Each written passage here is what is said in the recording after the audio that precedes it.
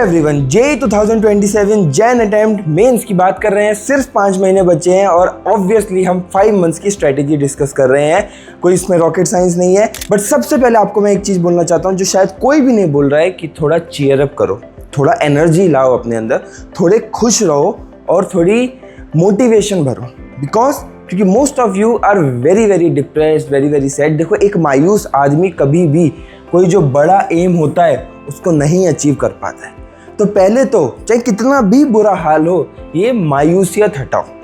तो जैसा हम हर बार रिचुअल करते हैं, मैनिफेस्ट करते हैं, मैं इस बार तुम्हें कोई मैनिफेस्टेशन ये नहीं करवाने वाला हूँ कि भाई 99 परसेंटाइल चाहिए, ये चाहिए, वो चाहिए। नहीं, सबसे पहले ये लिखो कमेंट सेक्शन में कि मैं खुश हूँ। क्योंकि बहुत स्ट्रगल वाले आगे के 5 महीने होने वाले हैं, बहुत दिक्कतें आएंगी, इतना सिलेबस ओवरबर्डन होगा, बैकलॉग्स को कवर करना है, एग्जाम का प्रेशर, बोर्ड्स का प्रेशर। रिलैक्स। सबसे पहले ये मैनिफेस्ट करो कि तुम खुश हो। Just right this 2 or 3 words in your comment section that I am happy. क्योंकि जब खुश होगे, एनर्जी होगे, पॉजिटिव एनर्जी बॉडी में सर्कुलेट करेगी, तोड़ लोगे, पहाड़ भी तोड़ लोगे। आज हम क्या डिस्कस करने वाले हैं? आज हम डिस्कस करने वाले हैं 5 मंथ रोड मैप। बट उससे पहले एक लाइट डाल देते हैं कि आज के टाइम पे आपकी क्या प्रॉब्लम्स है। सबसे पहले तो एक एम्बिग्यूटी है कि यार भैया ये पॉसिबल है या नहीं। क्लियर शब्दों में बता दो, ठीक है? इस पे बात करेंगे। आप में से काफ़ी लोगों का 11th पूरा वेस्टेड है, 12th हाफ वेस्टेड है। सिलेबस कब और कैसे कंप्लीट करें? प्रैक्टिस का टाइम ही नहीं मिलता। आप बोल रहे हो प्रैक्टिस के बिना कुछ हिलना नहीं है, बड़ी कन्फ्यूजन है। हाई वेटेड चैप्टर समझ नहीं आ रहे, समझ आ रहे तो उनको करने का तरीका समझ नहीं आ रहा। और नेक्स्ट 5 महीने में जहाँ पे 5 चीज़ें अलग अलग हैं भी, तो मैं कैसे बेसिकली एग्ज़ाम को क्लियर करूँ। तो समझते हैं। देखो, आपके पास 5 महीने हैं, ये आपको सबको समझ में आ रहा है। अगस्त, सितंबर, अक्टूबर, नवंबर, दिसंबर। बट दिक्कत मेरे भाई क्या है कि 5 चीज़ दिक्कतें भी हैं, मतलब 5 थिंग्स टू डू भी है। कैसे? देखो, सबसे पहले आपको 11th कंप्लीट करना है, ये आपकी पहली दिक्कत। दूसरा, आपको 12th में कोप अप करना है, ये आपकी दूसरी दिक्कत। तीसरा, आपका स्कूल एंड बोर्ड एग्ज़ाम भी आगे आएगा। इसके बेसिकली प्री बोर्ड, फिर प्रैक्टिकल्स, 50 चीज़ें।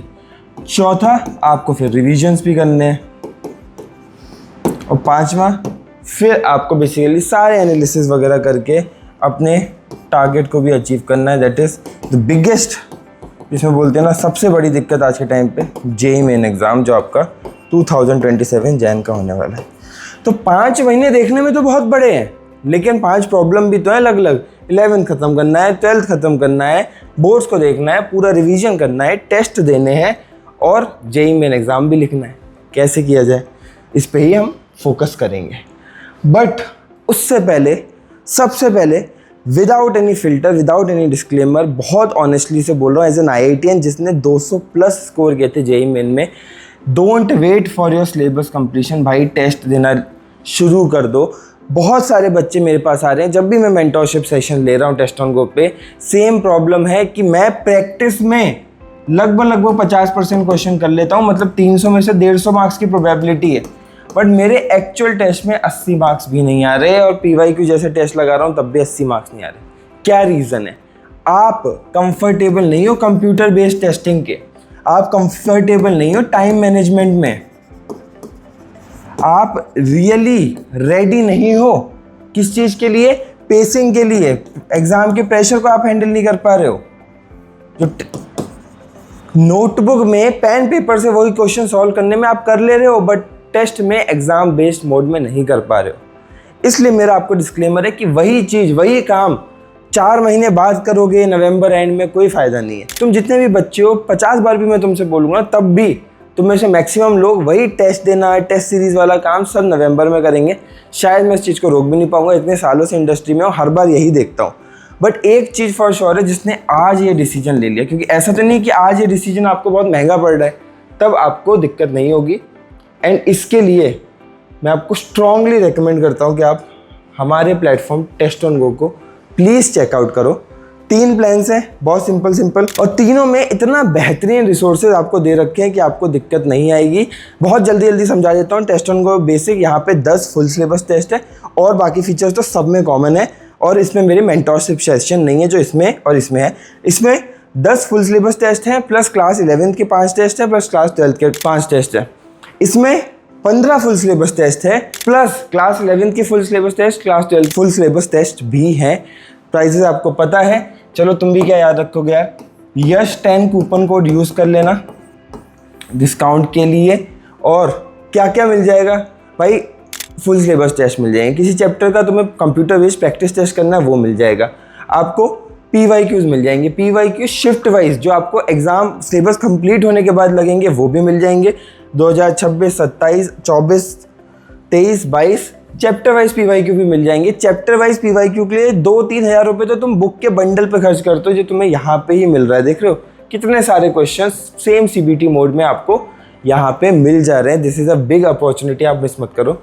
फिर आपके परफॉर्मेंस एनालिसिस, स्कोर एनालिसिस के बारे में कितनी बार बता चुका हूँ। डेली मोटिवेशन के लिए आपके पास ट्रैकर्स हैं, आप डे प्लान कर सकते हो, ट्रैकर बना सकते हो, आप अपनी पूरी JEE की प्रिपरेशन को ट्रैक कर सकते हो। भाई ये मेरा चैप्टर है फॉर एग्जांपल मोशन 1D, इसका लेक्चर हो गया कि इसका मॉड्यूल हो गया, DPP हो गया, PYQ हो गया, रिवीजन 1 हो गया, रिवीजन 2। एम ही होना चाहिए गेमीफाई वे में ये सब खत्म करने का।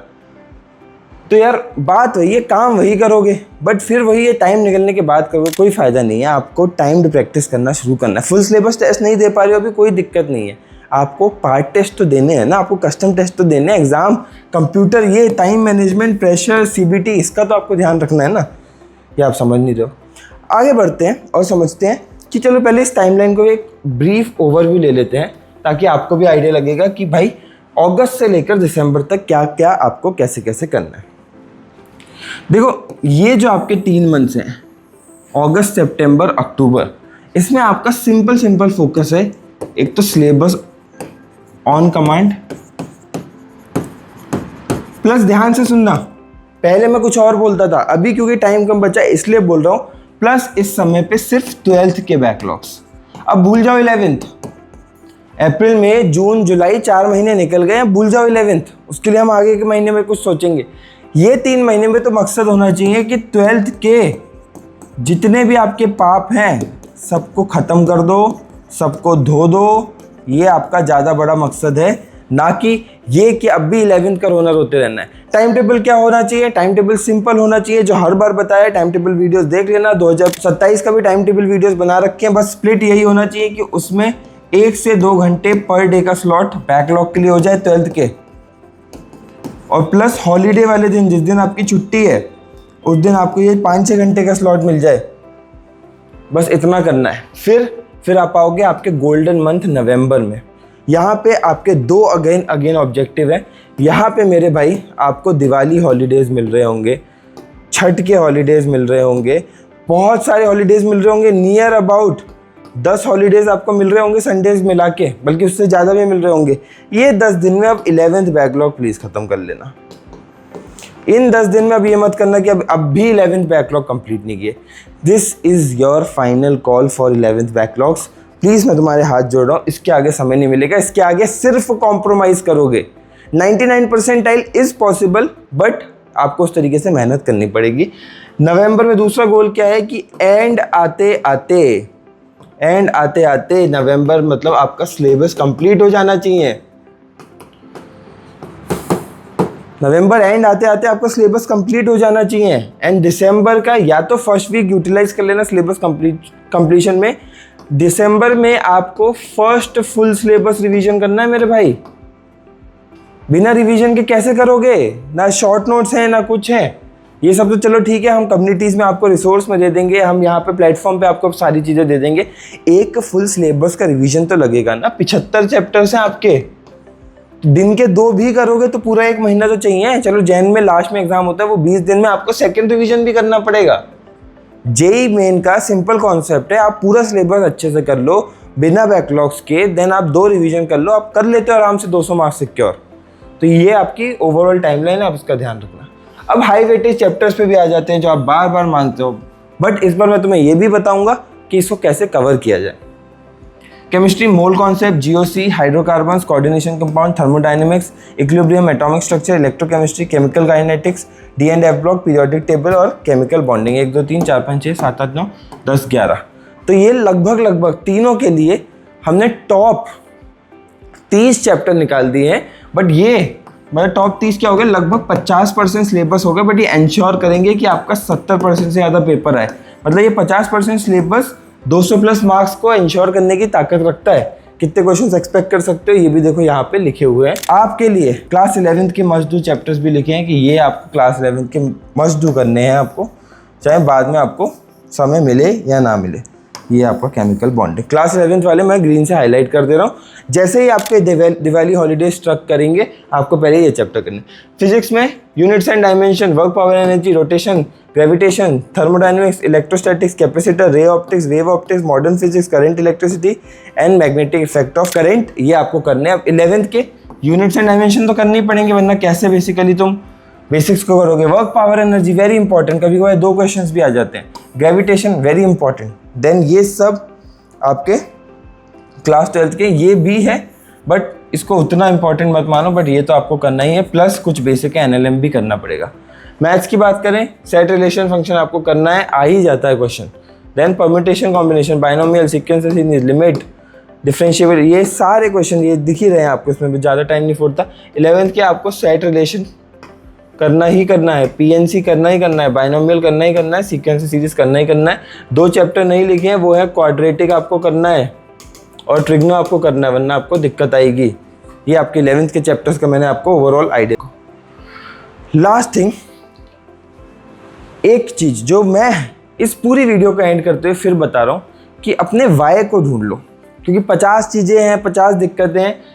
रिमेंबर वाई यू स्टार्टेड, ये बहुत ज़्यादा ज़रूरी है। आपको ये मानना पड़ेगा कि भाई जर्नी टफ है बट डेस्टिनेशन वर्थ इट है। क्या सही लाइन लिखी है यार, कि जर्नी तुम्हारी टफ है बट डेस्टिनेशन वर्थ इट भी है। आज के समय पे नहीं हुआ तो कोई दिक्कत नहीं है, बट अगर तुम रेस में हो और तब भी फाइट ना मारो, उससे मुझे as an IITian as your mentor दिक्कत है। ऐसा नहीं है कि IIT नहीं है तो करियर नहीं है, खुल के बोल रहा हूँ। जेई की मेंटरशिप करता हूँ तब भी खुल के बोल रहा हूँ, ऐसा नहीं है this is the only way to get success.